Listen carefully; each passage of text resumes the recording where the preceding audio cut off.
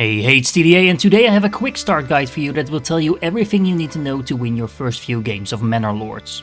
Make sure that you look properly regal, and then I would recommend that you start restoring the peace scenario on the default difficulty. Now this will include an enemy on the map, and it will also include raiders, but if you start without all of that, you're going to get in some really bad habits that you will actually not benefit from in the long run.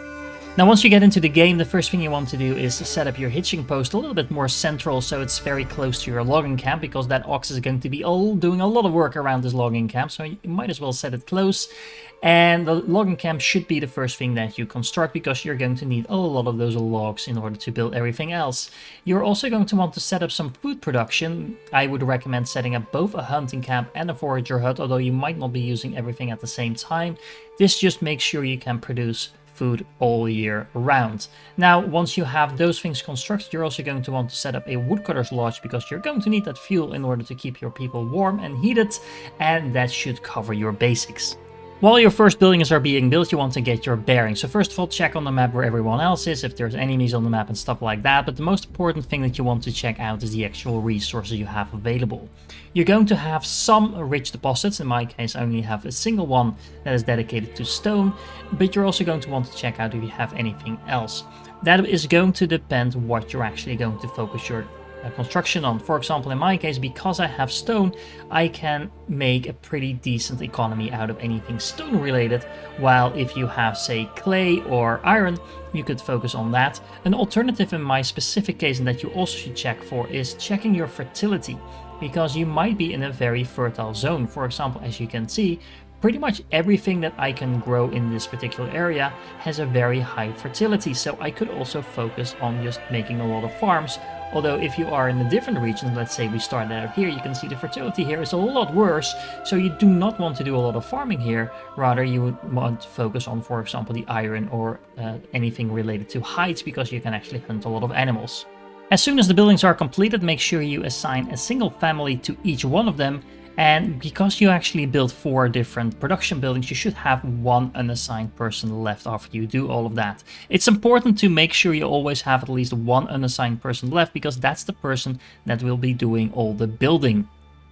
For your hunting camp, make sure you set a limit to the hunting, and the general limit of 10 is a pretty good baseline, because if you ever wipe out all your animals, they won't keep growing back, and that's going to be a problem very quickly. For the logging camp, what you can actually do is go to the advanced tab and set a limited work area. Now if you do that, you can actually increase or decrease the zone that you're allowed to cut any trees in, and I would recommend just clearing out the trees in an area that you're planning to build later. Now of course you can just place buildings here as well, even though you haven't actually cut down the trees, but that's just going to be wasting resources.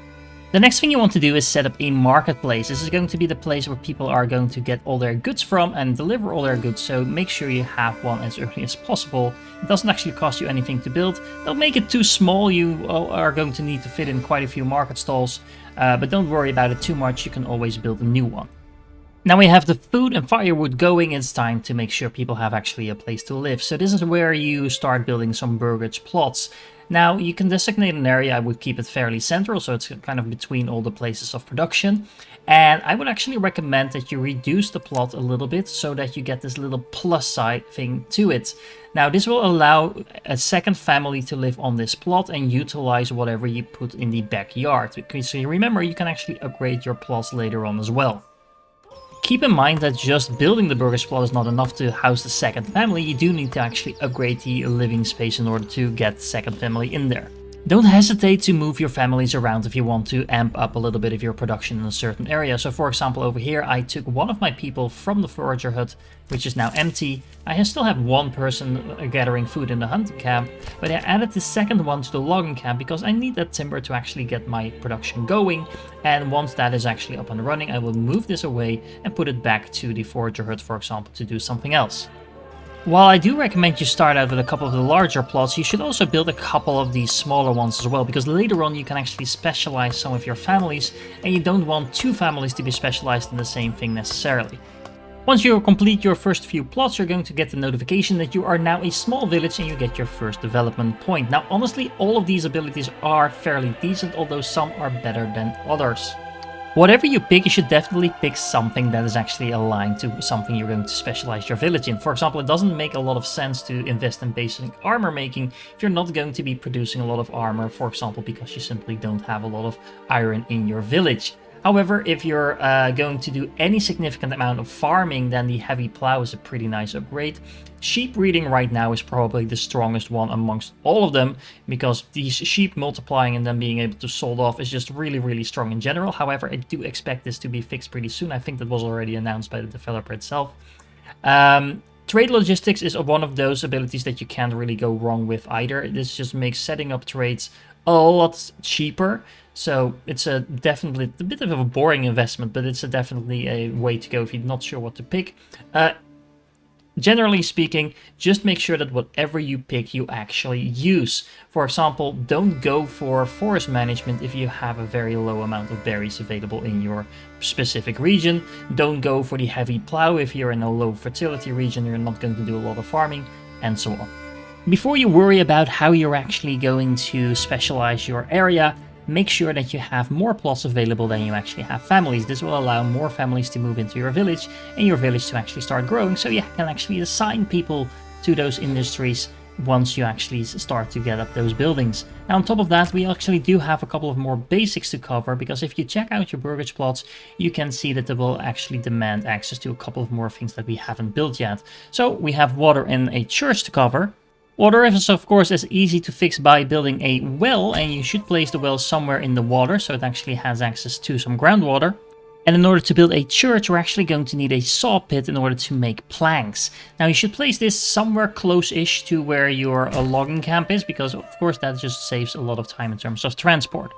At this point, you should slowly see your approval rate rising above 50%, which will allow new people to move in, which is a perfect time in the meanwhile to start building both a granary and a storehouse. This will make sure you have a place to actually store all of your stuff and make sure it's protected against things like bad weather, so it doesn't go to waste. Also note that there's nothing really wrong with already queuing up a couple of buildings while you're waiting for your population to grow. For example, and because I know I'm going to do a lot of farming in this very fertile area, I'm already setting up a farmhouse, and we're also going to need some more stone, so I set up a stonecutter camp, just so my workers have something to do while I'm waiting for the next few families to move in. Once you get that 6th family in, assign it to the saw pit so you can get some planks going. Don't hesitate to temporarily pause the construction of whatever you are currently building, just to make sure that your workers are not getting distracted by things you don't necessarily need right now. Oh, and before I forget, remember to set a construction reserve in the saw pit so you never run out of logs. I mean, you don't want all of these things to turn into planks, because you're also going to need them to actually build stuff. Once you have 20 planks, pick a nice central location for your church and start placing it down, because that will satisfy yet another need that we need for the burgage plots. Remember to always add a few more burgage plots to your village once you already have are full, so you don't impede your village growth.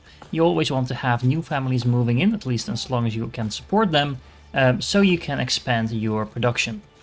As a general rule of thumb, I would recommend that you keep at least 2 unassigned workers for every 10 people in your village. Now this is a little bit blurry, because as soon as you start assigning people, for example, to your storehouse, to dedicated transportation, things like that, those actually count as assigned, so this is not a hard and fast number, but keep that as a general rule of thumb. You want to have at least a couple of people able to build stuff in your actual village, and then you're going to need a couple of other people to make sure that things are actually being transported throughout.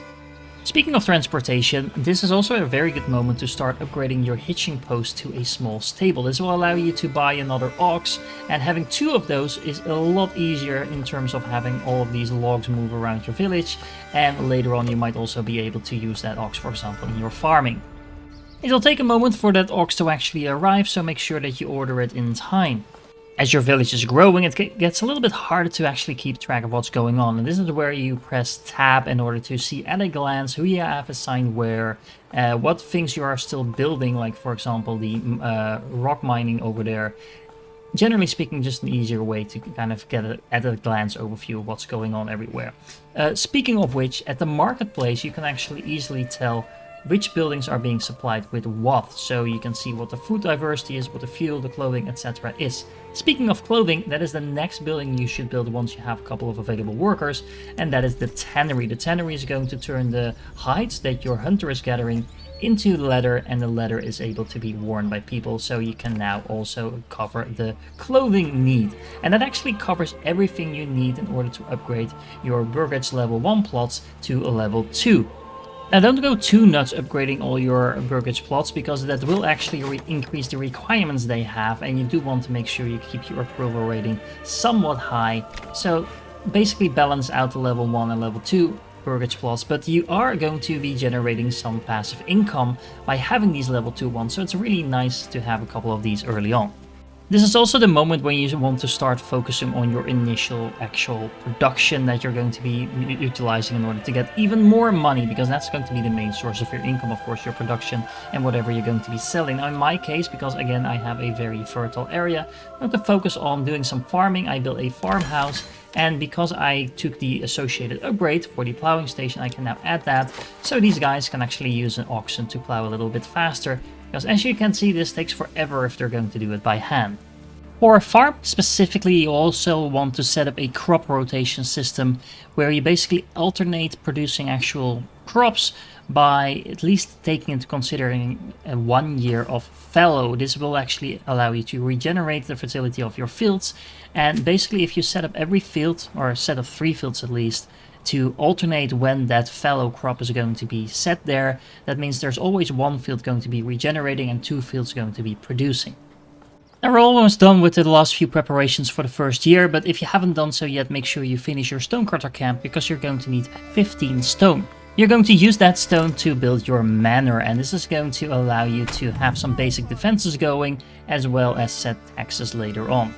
With your manor done, you can actually start building your own castle if you want to. However, it's pretty expensive to do so, and honestly it's a little bit hard to tell where enemies will be coming from, so adding walls and gates and towers and things like that is typically going to be fairly useless, because, well, the enemy is not coming from that direction. It's not actually going to do anything, so I wouldn't bother with that.